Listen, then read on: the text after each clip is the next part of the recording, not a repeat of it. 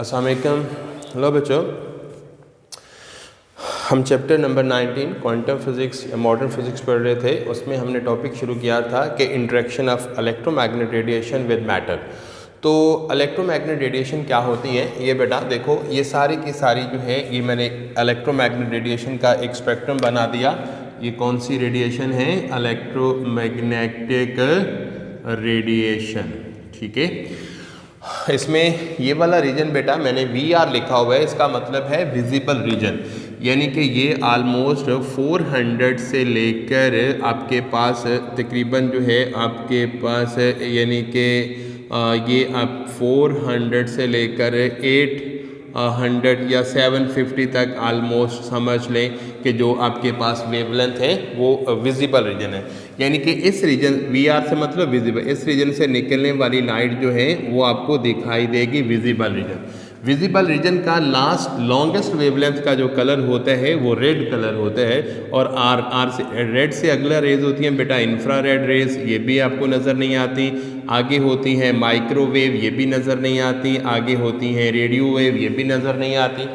और उसके बाद बेटा अल्ट्रा वायलेट, ये वायलेट से लास्ट कलर होता है अल्ट्रा वायलेट, ये इससे ज़्यादा एनर्जी वाली होती हैं। एक्स रेज उससे ज़्यादा एनर्जी वाली होती हैं। और गैमा रेज जो हैं वो सबसे ज़्यादा एनर्जी वाली रेडिएशन होती हैं। यानी कि समझ लें कि नेचर में सबसे पावरफुल जो रेडिएशन है वो गैमा रेज है, गामा रेज भी बोलते हैं। तो अब हमें क्या बेटा, सबसे पहला हमने फिनोमिना पढ़ा था फोटोइलेक्ट्रिक इफेक्ट। फोटोइलेक्ट्रिक इफेक्ट में क्या था कि when a radiation come from a visible region, जब एक रेडिएशन विजिबल रीजन से आती थी तो किसी भी मेटल सरफेस पे रेडिएशन पड़ती थी और इसकी सरफेस से इलेक्ट्रॉन निकलते थे।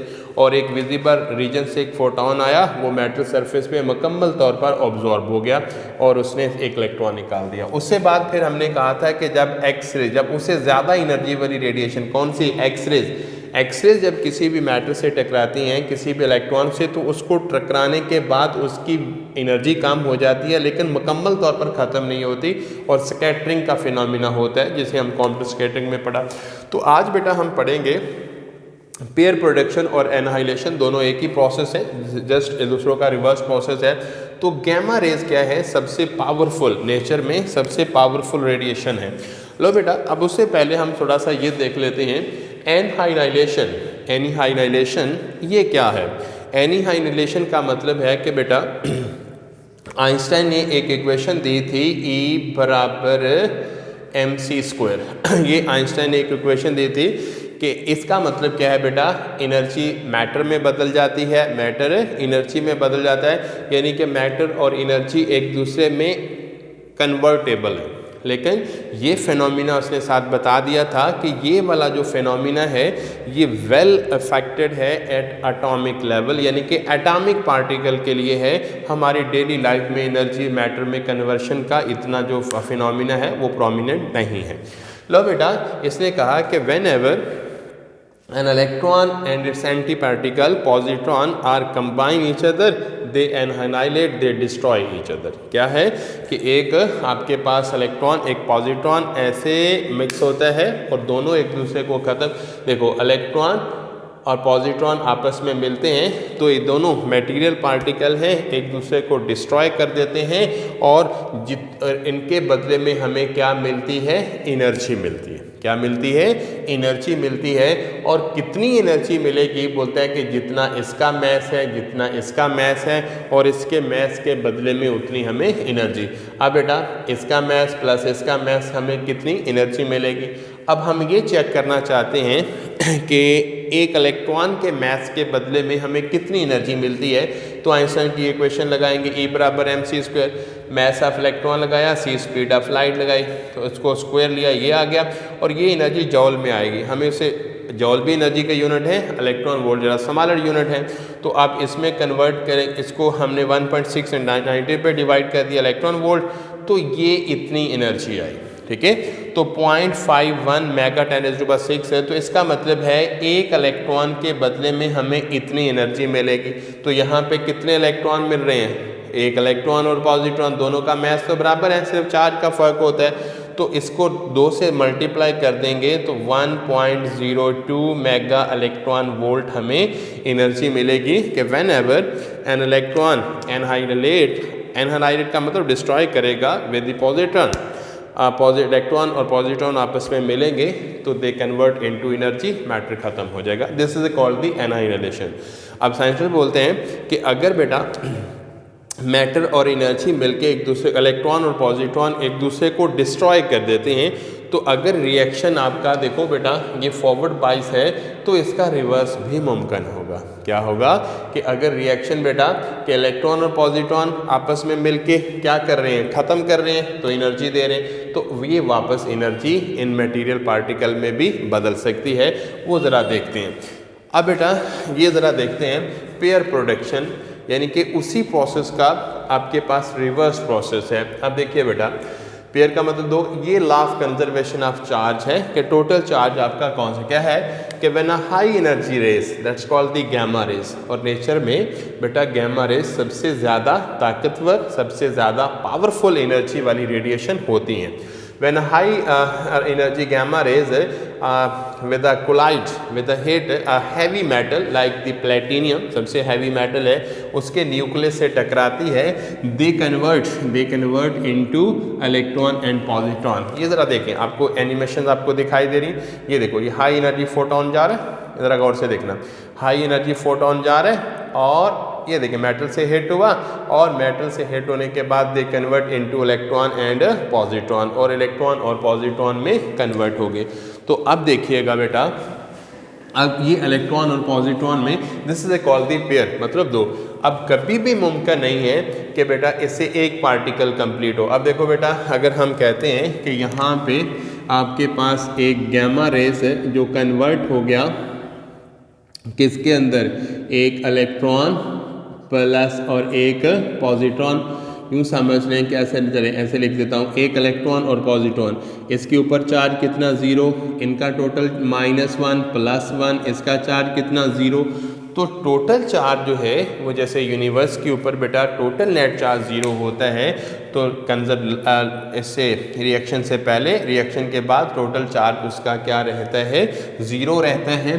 तो इसका मतलब ये हुआ कि ये बेटा अब एक पार्टिकल से प्लस इसमें एक एंटी न्यूट्रिनो, लेकिन हमें यहाँ पे उसको डिस्कस नहीं करना, ये हम न्यूक्लियर रिएक्शन में देखेंगे बेटा एंटी न्यूट्रिनो का क्या रोल है। फ़िलहाल आप इसको कुछ नहीं करें, आप इसको रहने दें। अब फ़िलहाल बेटा देखो कि एक गैमा रेज आया और उसने क्या बना दिया, एक फोटोन, एक इलेक्ट्रॉन और एक positron. This phenomena is called the pair production. अब बेटा देखो इसका मतलब है कि पेयर प्रोडक्शन कब मुमकिन होगा, क्या लो एनर्जी वाली रेडिएशन पेयर प्रोडक्शन बना सकती हैं, तो अब हम उसको देखते हैं। इसका मतलब बेटा एक इलेक्ट्रॉन के मास के बदले में देखो कितनी एनर्जी मिलती है, वही फार्मूला लगा के, एक मास के 0.51 मेगा इलेक्ट्रॉन वोल्ट प्लस ये भी उतना है, कितना होगा 0.51 मेगा इलेक्ट्रॉन वोल्ट, तो इन दोनों को प्लस करेंगे कितना आ जाएगा 1.02 मेगा इलेक्ट्रॉन वोल्ट। इसका मतलब ये है कि इस फोटोन के पास अगर ये फोटोन कन्वर्ट होना चाहता है किसके अंदर, ये वाला जो गैमा रेज हैं इलेक्ट्रॉन और पॉजिट्रॉन, तो इसके पास कम से कम कितनी एनर्जी होनी चाहिए, कम से कम कितनी एनर्जी 1.02 मेगा इलेक्ट्रॉन वोल्ट होनी चाहिए। अगर ये एनर्जी बेटा इससे कम है तो ये रिएक्शन हो ही नहीं सकता, ठीक है ना। तो अगर एक्स्ट्रा एनर्जी है तो उसे वो मूव करेंगे, एक्स्ट्रा एनर्जी से मुमकिन है लेकिन कम एनर्जी से वो मुमकिन नहीं है। तो law of conservation of momentum भी कंजर्व होता है, एक अपवर्ड और एक downward. Law of conservation of energy, law of conservation of momentum, law of conservation of charge, तो सारे लॉ इसके ऊपर अप्लाई होते हैं। This is called the pair production के when a high energy photon strike with a heavy metal, nucleus किसी भी heavy metal के, they convert into a pair of the electron and positron। और कभी भी सिंगल पार्टिकल बेटा, अगर हम बोलते हैं कि सिंगल पार्टिकल इलेक्ट्रॉन है पॉजिट्रॉन नहीं है, तो फिर तो चार्ज ही बराबर नहीं होता, रिएक्शन ही मुमकिन नहीं है। तो इसका मतलब ये हुआ कि इस गैमा रेज के पास जो मिनिमम एनर्जी है वो कितनी रिक्वायर्ड होनी चाहिए, 1.02 मेगा इलेक्ट्रॉन वोल्ट। अगर उससे कम एनर्जी है तो रिएक्शन नहीं होगा। क्यों नहीं होगा? क्योंकि उसे मैच तो बनने ही नहीं है। तो this is called the pair production और this also of conservation of charge. तो इसका मतलब है कि जो एनर्जी है बेटा, जैसे एक आपके इक्वेशन लिखी है कि E is equal to h f naught क्या बनता है किसके बराबर, यानी कि देखो क्या होगा कि मैथ ऑफ आपके पास यूँ समझ लें कि इलेक्ट्रॉन का मैस भी उतना होता है m0c² प्लस पॉजिट्रॉन का मैस भी कितना होता है m0c² प्लस जो एक्स्ट्रा एनर्जी है इलेक्ट्रॉन की प्लस एक्स्ट्रा एनर्जी जो है वो पॉजिट्रॉन की। और ये तो बेटा आपको हमने कैलकुलेट की 0.51 मेगा इलेक्ट्रॉन वोल्ट, ये भी कितनी 0.51 मेगा इलेक्ट्रॉन वोल्ट प्लस ये जो एक्स्ट्रा एनर्जी अगर हुई तो ये वैसे ही रहेगी, अगर नहीं है तो फिर वो क्रिएट तो हो जाएंगे लेकिन चल नहीं पाएंगे।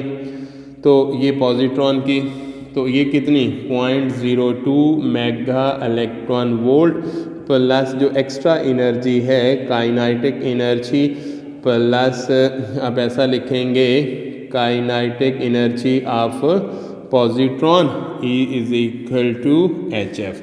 तो इसका मतलब है कि इंसिडेंट फोटोन गैमा रेज की जो एनर्जी है इतनी तो उनके बनने में लग जाएगी और जो एक्स्ट्रा हुई वो दोनों की काइनेटिक एनर्जी बन जाएगी जिससे वो ट्रैवल करेंगे। This is called the pair production and annihilation. जब दो मटेरियल पार्टिकल मिलेंगे they convert into the energy, वो ख़त्म कर देंगे अगर वो अपोजिट पार्टिकल हुए नेचर में। तो this is called the pair production and annihilation. ठीक है, थैंक यू वेरी मच, इसको गौर से समझिएगा। ओके, अल्लाह हाफिज़।